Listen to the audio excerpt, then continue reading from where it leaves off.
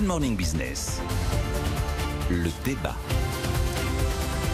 Et oui Stéphane, le chômage partiel qui a légèrement augmenté au mois de mars, mais finalement assez peu compte tenu du reconfinement de la population. C'est vrai, 2,3 millions de salariés ont été placés au chômage partiel le mois dernier, selon les chiffres de la DARES, donc du ministère du Travail. Ça représente 12% des salariés du secteur privé et effectivement c'est une hausse assez limitée, 100 000 personnes par rapport au mois de février, alors que le pays est de nouveau confiné depuis le 20 mars. Alors on peut avancer plusieurs explications, soit on voit les choses de manière positive et on se dit que les entreprises ont appris à fonctionner en mode dégradé et qu'elles sont capables, même avec des restrictions sanitaires plus importantes, de fonctionner sans avoir recours aux mécanismes d'aide, dont le chômage partiel. Soit on voit les choses de manière beaucoup moins positive et on note que le chômage partiel était déjà très élevé en France en février, 2,2 millions de salariés dans le privé, alors qu'on n'était pas totalement confiné. Donc la question qu'on peut se poser, c'est celle du curseur. Où est-ce qu'on place le curseur pour aider suffisamment les entreprises en difficulté, sans être trop généreux non plus, pour éviter un effet d'aubaine,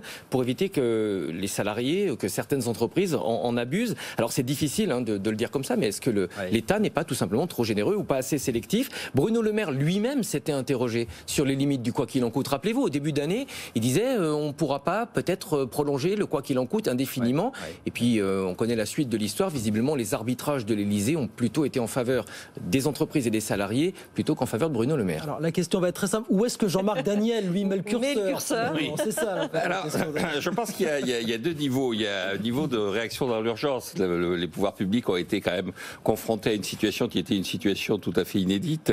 Et ils ont essayé de réagir de façon plus ou moins ordonnée. Ça a été quand même beaucoup d'approximations, beaucoup d'improvisation.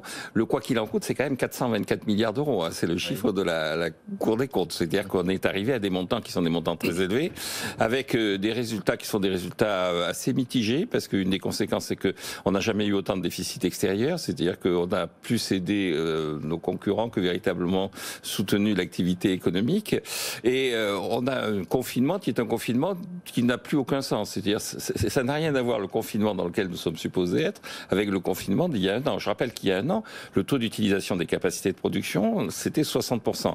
Là, Stéphane vient de le rappeler. Finalement, quand on regarde, on a l'impression qu'il ne s'est pas passé grand-chose. Et effectivement, dans l'industrie, on est à un taux d'utilisation des capacités de production, le chiffre est tombé la semaine dernière, de 80%, c'est-à-dire un taux qui est un taux d'une période peu favorable, mais une période normale dans l'activité économique du pays. Donc, le confinement est un confinement qui ne correspond plus du tout à ce qui avait été fait précédemment. Et donc, il y a probablement, je pense, chez nos dirigeants, l'idée qu'on est quand même vers la sortie. Et donc, ce que je recommande, moi, c'est effectivement de se poser la question du curseur sur la sortie.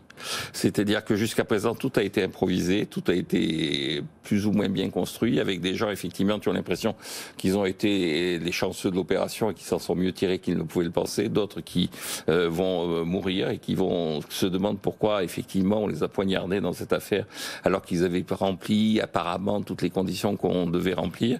Et donc, je pense que le véritable enjeu maintenant, c'est la sortie. Et nos dirigeants devraient, au lieu de parler d'un plan de relance qui rétablit le Paris-Nice de nuit, et au lieu d'annoncer que le monde d'après sera écologique, souverain et solidaire, il ferait mieux de regarder comment les entreprises vont traiter le PGE, comment les entreprises vont remettre au travail leurs salariés, comment le télétravail va être réorganisé après l'expérience que nous avons vécue. Il faut être dans le concret et non plus dans le écologique, solidaire, solitaire. Et il y a peut-être aussi la question de la base de calcul. On a appliqué des règles un peu similaires pour beaucoup de secteurs et on voit bien qu'on ne peut pas appliquer les mêmes bases de calcul pour des secteurs qui étaient complètement transparents, et il y en a plein, et d'autres, malheureusement on est obligé de le dire, mais qui pratiquaient le travail au noir.